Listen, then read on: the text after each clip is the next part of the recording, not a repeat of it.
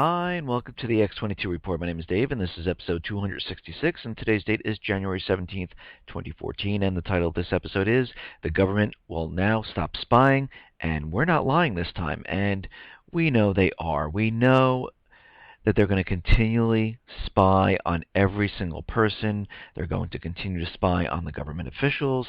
They're going to spy on foreign nations, and they will never, ever stop this. And we will get into this a little later in this report. But let's head out to Greece. And we understand that Greece is having a very tough time. They have a huge amount of debt, and we understand that the unemployment is skyrocketing. Youth unemployment is over 50%, and things are just getting worse. And of course, Greece is out there, and they're saying, "Oh, we're going to be coming out of the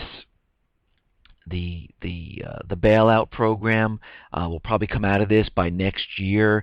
And Antonius Samaras has been saying this, but if you really look at what's happening here, he says they have a surplus of 800 million euros, and this is not going to help them get out of the bailout program because the total payments due in 2014 are 31.6 billion euros, and the total loan funds available to meet that sum are 17.5 billion euros.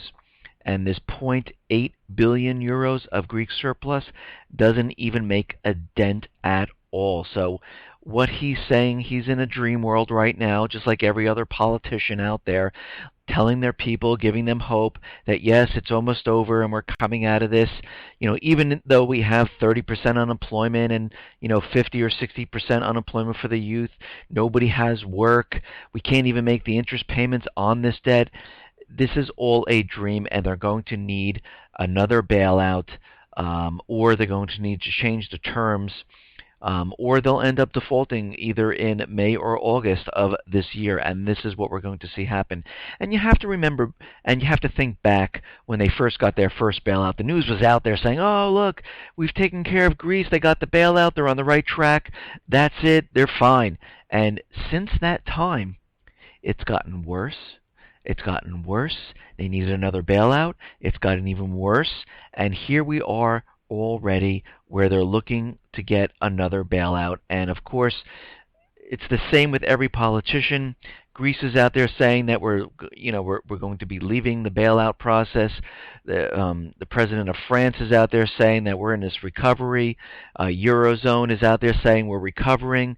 The United States is saying we're in this great recovery. And everything that you look at is completely the opposite of what they're saying. Now let's take a look here in the United States. We see that retail sales are declining. We saw UPS saying they missed their expectation. Housing is declining. Things are not going well. People are feeling it. Yesterday I reported on a Gallup poll, and the question was, are you doing better now compared to last year? And 42% say they are doing worse now than they were last year. And we see right now consumer confidence missed by most in 8 years. People are actually starting to feel it. Things don't make sense. The calculations and the statistical numbers coming from the government do not make sense to people. 6.7%. How could retail be worse off than last year when it was 7.8%? Makes no sense. How could housing be in a decline when more people have work? Makes no sense.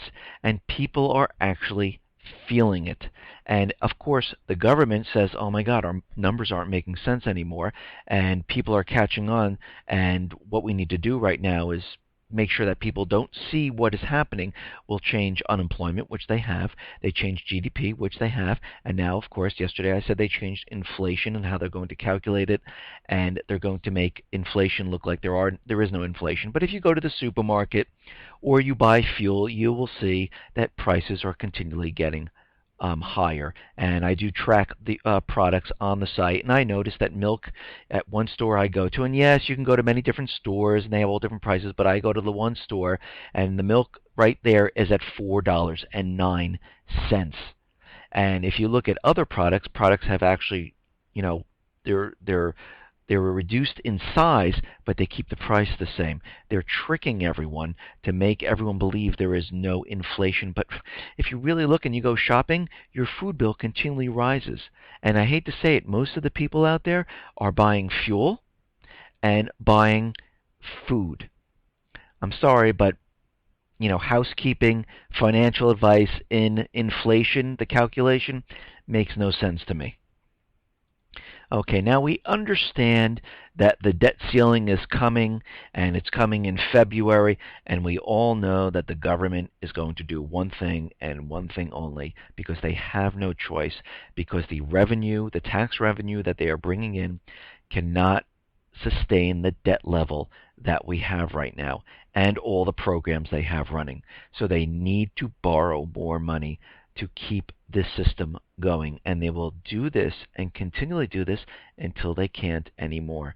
And sooner or later, just like in every household, if you're bringing in $50,000 a year and you have a $100,000 debt, $150,000 debt on credit cards, $200,000, there comes a point where you cannot make that interest payment, and all of a sudden the creditors say, you know what, we're done here. We can't give you any more money.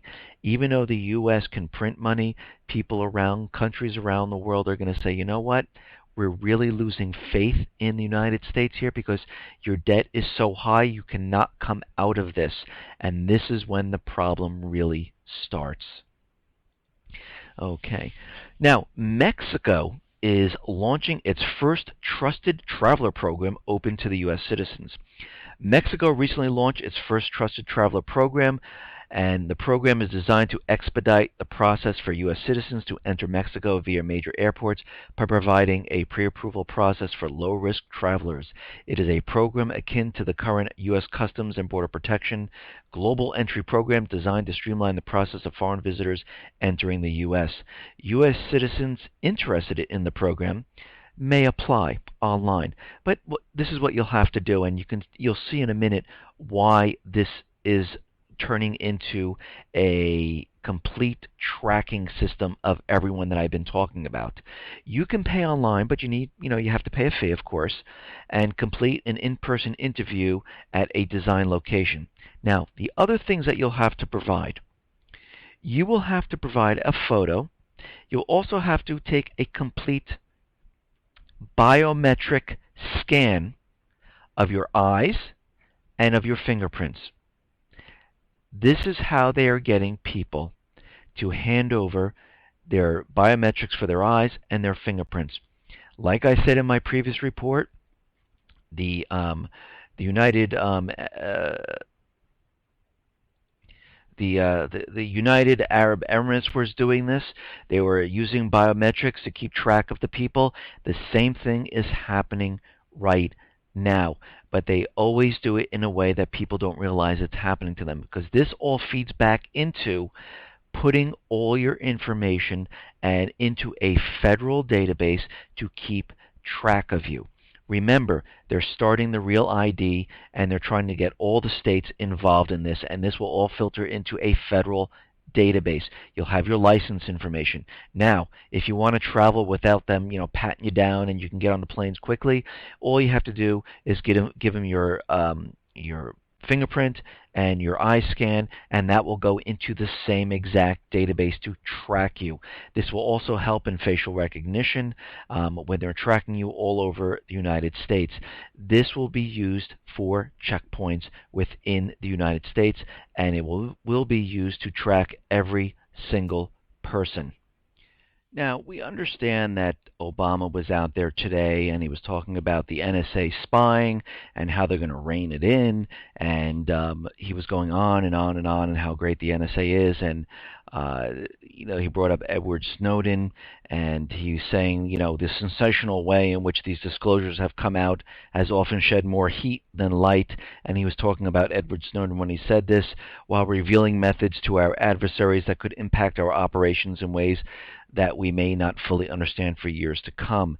And of course, this is in reference to Edward Snowden, but Edward Snowden was saying, listen, you're violating the Fourth Amendment of every single person in the United States, and this isn't right, and he had to stand up for the people. And of course, President Obama was out there, and he also saying that we need the NSA program because it prevented multiple attacks and saved many innocent lives from terrorists out there. But we have to remember there was a report that came out that said that the investigation found that bulk collection of American phone metadata has no discernible impact on preventing acts of terrorism whatsoever. And of course, he was out there giving this speech, making everyone feel better, and journalist Glenn Greenwald said that the NSA surveillance speech that he was giving is a PR gesture, a way to calm the public and to make them think there's reform when in reality there really won't be any whatsoever. And we also have to remember that the phone metadata is still exists. It's still out there.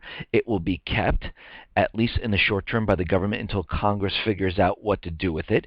It will be searched. Searches will be approved by a court with a record of being friendly to the government, one without a new privacy advocate.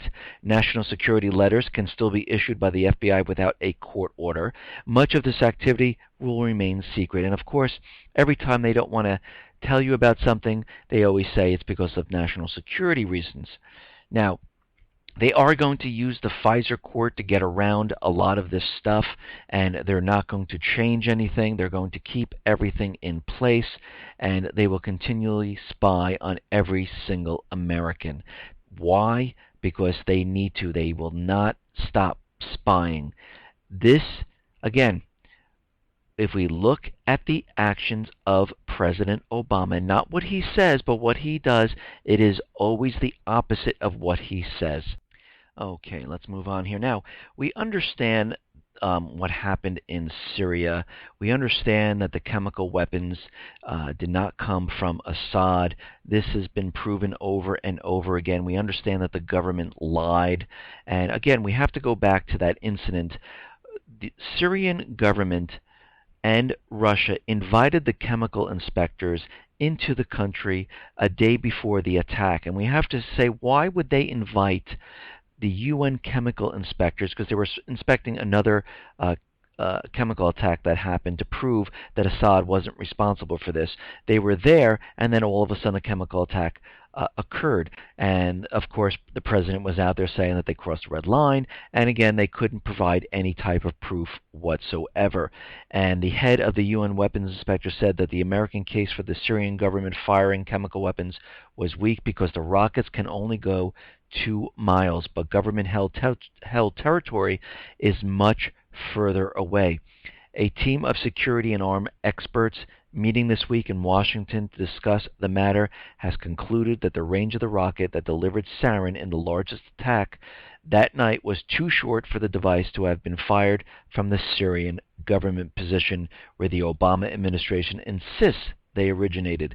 So the government lied to us to get us into Syria. And like I've said, their goal has not changed.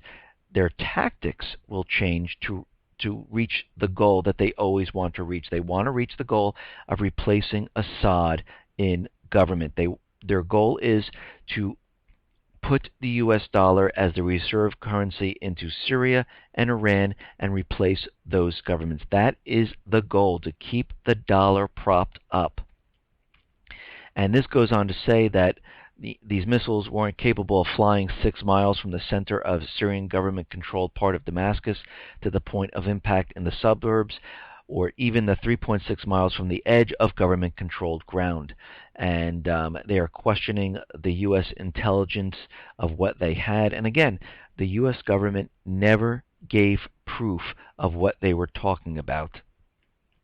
And the Syrian rebels most definitely have the ability to make these weapons, and this is being proved over and over again. And this was a failed false flag, and this is why they had to back out with Russia, saying, listen, if we just get rid of the chemical weapons, it's okay with Assad being in government. And of course they had to go along with this. But now things have changed again, because remember, their goal is the same. It has not changed. Right now, The U.S. has accused the Syrian government of revisionism in seeking to characterize next week's peace talks as aimed at tackling terrorism rather than the departure of President al-Assad. And what's happening right now, the U.S. Secretary of State John Kerry insisted on Friday that President Assad has no place in Syria's future, and he said the United States had options to step up the pressure on him.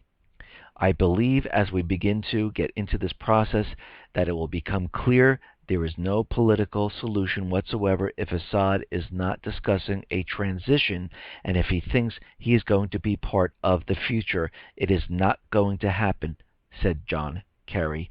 We're also not out of options with respect to what we may be able to increase in terms of pressure. So they are starting already. They waited the amount of time they needed to wait. And here we are again. Again, in my other report, we saw the Syrian Electronic Army trying to hit Microsoft, and they've been doing this quite a bit with the Syrian Electronic Army, saying they've been accessing the government sites and breaking in and hacking into them, and the Syrian Electronic Army has been hacking into many other sites. So we can see what they are trying to build right now. And right now, the United Nations World Food Program said foreign-backed militants in Syria are hindering the process of aid provisions in the crisis-hit Arab country. And we can see that they're building this up right now, that they are going to move this mission forward. Now, what will this mission be?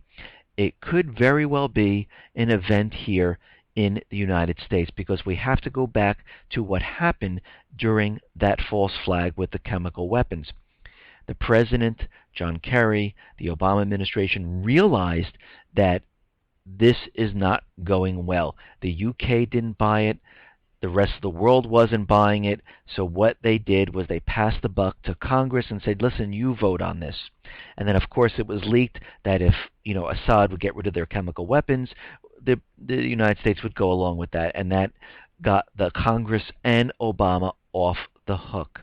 But we have to remember, our ships, the submarines, the troops were all ready to go in and get the job done of removing Assad. So right now, they are preparing for something new, and they realize the American people, from that incident, they are not willing to start a war and to go into Syria when there is some type of chemical weapon or some type of event on Syrian soil. So this actually means that something is going to have to happen here in the United States to slap the American people in their face and say, listen, they just attacked us. Now we need to go get them. And this is how it looks like they're starting to play this out right now. Now, the U.S. is going into Bahrain. The U.S. military plans to establish an intelligence center in Bahrain because of their dwindling presence in Afghanistan. Doesn't mean they're leaving Afghanistan. Is that they're having some troops retreat, but they are definitely keeping them there, even though the Afghan government hasn't signed the security document that they want them to sign. A senior U.S. military official told the Senate hearing that the planned espionage center in the Arab state, home to the U.S. Navy's Fifth Fleet, will be an integral part of the Pentagon's post-2014 strategy. And we can see that they are preparing because they understand that they are losing control in the Middle East, and they are getting all their assets and everything into place because they understand what is definitely coming, and that is war. They're building up the case with Syria right now. They're building the case with the Syrian Electronic Army, and they are making preparations and getting ready for their next event. And we can see how this is actually going to play out, and it's not going to play out well. And again, we have to understand that the U.S. is down in Africa, along with EU forces, French forces. The U.S. is down there, and the U.S. military will soon begin flying Rwanda troops into Central African Republic, possibly by next Thursday. And they are just getting ready to have this all-out war down there to capture the natural resources.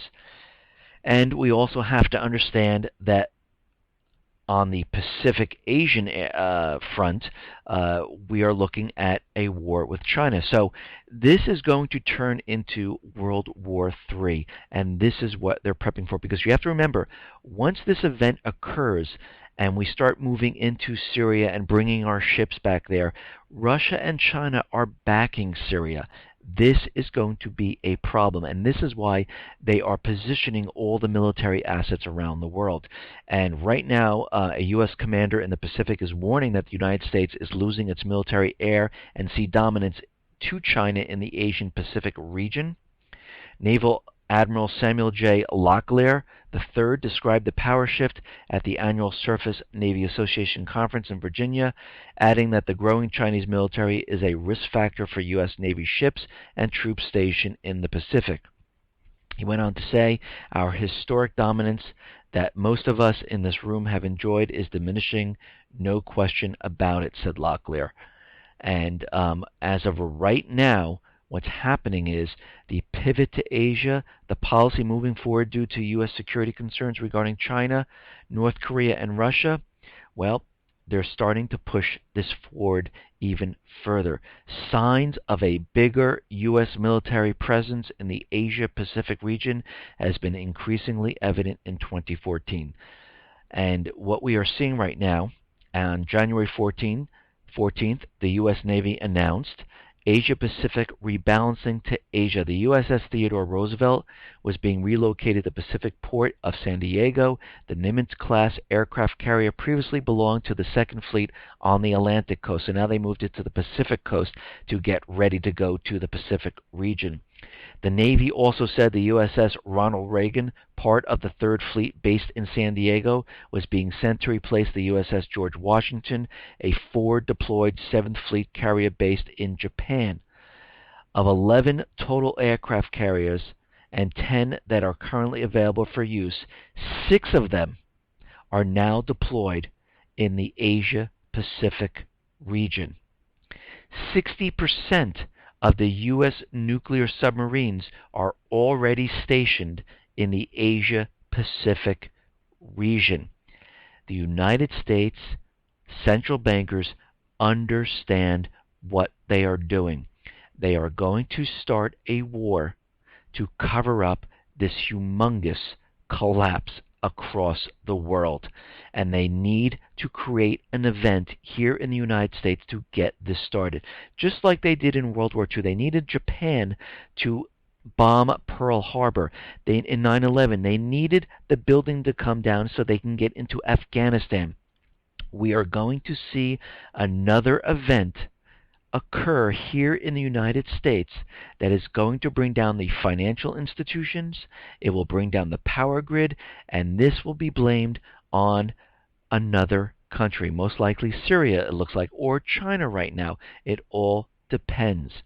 And again, I've said this many, many times, this will be a multi-pronged type of an event because they need to go all out this time. There's no other way around it. Think about what is happening. They are losing ground in the Middle East. Again, if the people of Yemen, the people of Iraq, the people of Lebanon, the people of Libya take back their country, they will push out the private Western central banks and they will sell the oil without using the US dollar. They can't wait for this to happen. They need to strike before this happens. And I'm talking about the central bankers. They need to do this before that happens. Because if that happens, countries will not need the US dollar. The only reason they hold the US dollar is to buy those natural resources. If they do not need the US dollar to buy those natural resources, those US dollars come flowing back to the United States. And we will see hyperinflation. This is why they're going to do this before this happens. And you can see that they are building the hacker case, and they're telling you that there are more cyber attacks coming. And right now, cybersecurity researchers say they have uncovered the very first wide-scale global attack campaign that involved malicious email communications coming from everyday consumer gadgets such as home networking routers, multimedia centers, televisions, and at least one refrigerator. Attack is being hailed at the first home appliance botnet and the first cyber attack from the Internet of Things.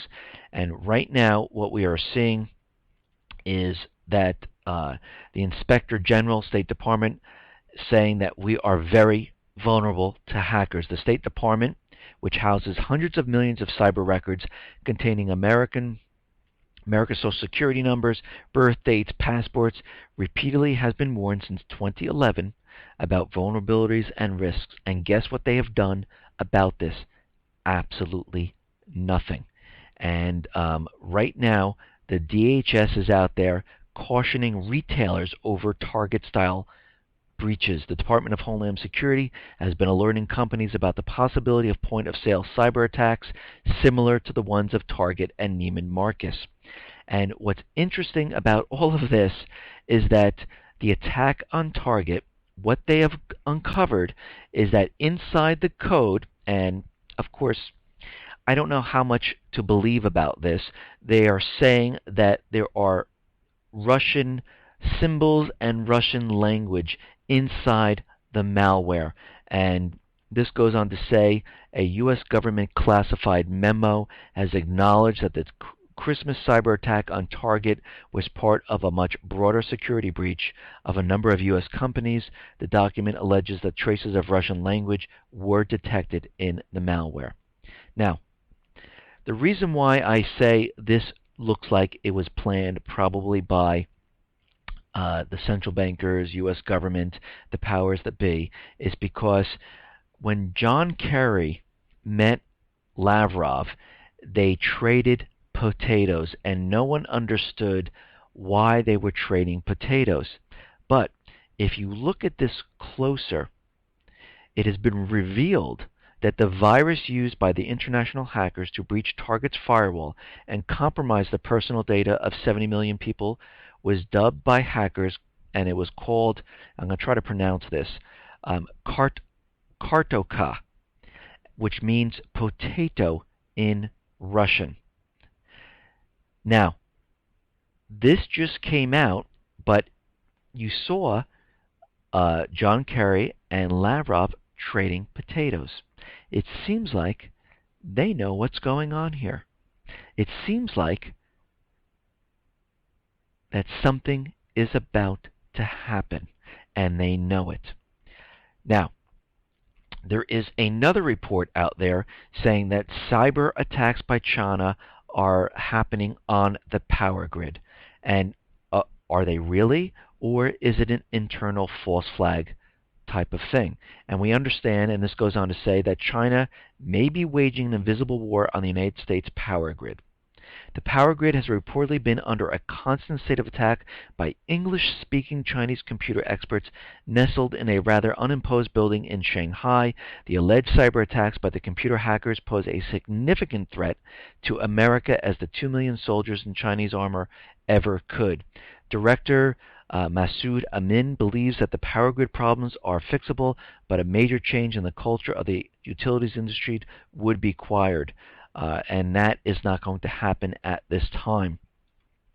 Janet Napolitano said that the cyber attack on the power grid was a matter of if and when. So she knows something. She knows that something is definitely going to happen. Crippling the power grid would be perhaps the quickest way to destroy the American economy. And decrease the effectiveness of the United States military. The People's Liberation Army would not have to step a foot on American soil or fire a single shot in order to win a silent war virtually. It is clear that the electric grid is not adequately protected from the physical and or cyber attacks. And we have to remember that back in California there was a physical attack, and people were saying that this was a dry run on attack of the power grid, and I mentioned this in one of my reports that I did a while back.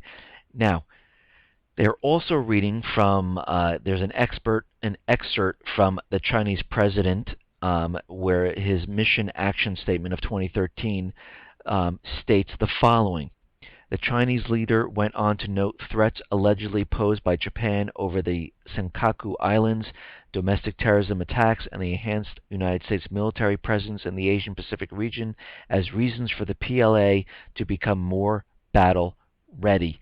And I see that they are definitely using this and building the propaganda up for this event that is going to occur. And we understand that this is all leading to one thing, and that is the cover up of this economic collapse. Because if we take a look around, we can see through the illusion that the economy is recovering. We understand that things are not recovering. They can change the numbers all they want. They can change them, to make it look better. But people are out of work. Retail sales are down. Home sales are declining. People are not taking out mortgages. The government is now introducing adjustable rate mortgages. They're giving loans to subprime holders. They're not even doing credit checks anymore. They're giving 100% financing. We are at the end game right now. This event is building.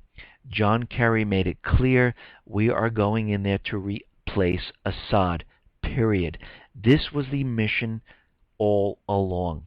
Again, the goal is the same, the tactics have changed, and they realize that they will need to do something on America's soil this time, because the American people will not go along with anything else, and they will not, blow the let's go to war horns unless something happens here, and we know that this is going to be a false flag.